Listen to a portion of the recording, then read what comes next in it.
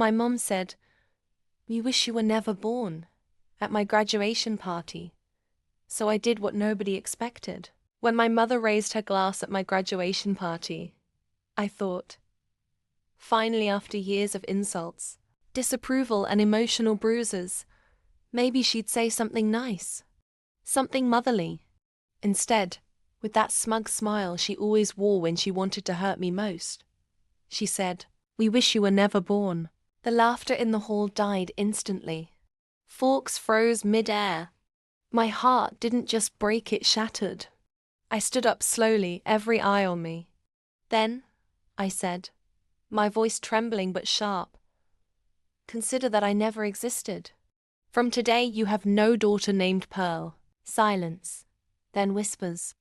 And that was the moment everything changed.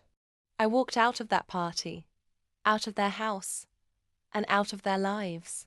For 3 years I disappeared. No calls, no texts, no visits. I built a new life from scratch in Seattle. I worked 2 jobs, learned how to code, started freelancing, and eventually launched my own software company.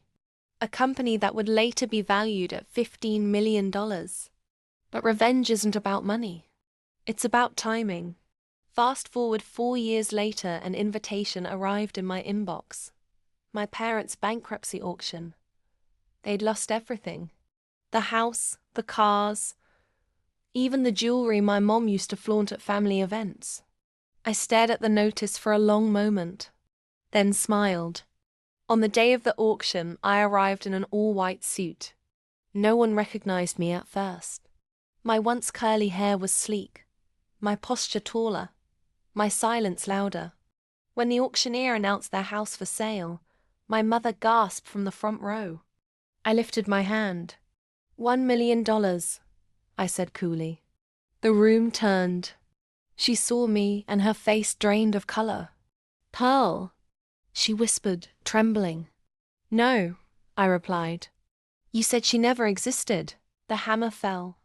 Sold. I bought the house, the same one where I cried myself to sleep for years. But instead of moving in, I turned it into something better. The Pearl Foundation, a mentorship home for underprivileged girls who were told they'd never amount to anything. A week later, the press picked up the story. My parents saw the headline, "Abandoned daughter buys parents' house, turns it into a home for dreamers." That night, they showed up at the gate. My mother's eyes were red. "We're sorry," she said softly. I smiled sadly. "I forgave you long ago. But forgiveness doesn't mean access." And as I turned to leave, the girls from my foundation ran up to me, calling, "Miss Pearl, we finished coding the app." My mom's tears fell as I walked away, because in that moment she realized the daughter she wished never existed became the woman she could never be. If you loved this story of power, pain, and poetic justice, make sure to subscribe to my channel for more gripping tales of transformation and ultimate revenge. Because around here, we don't get even, we get better.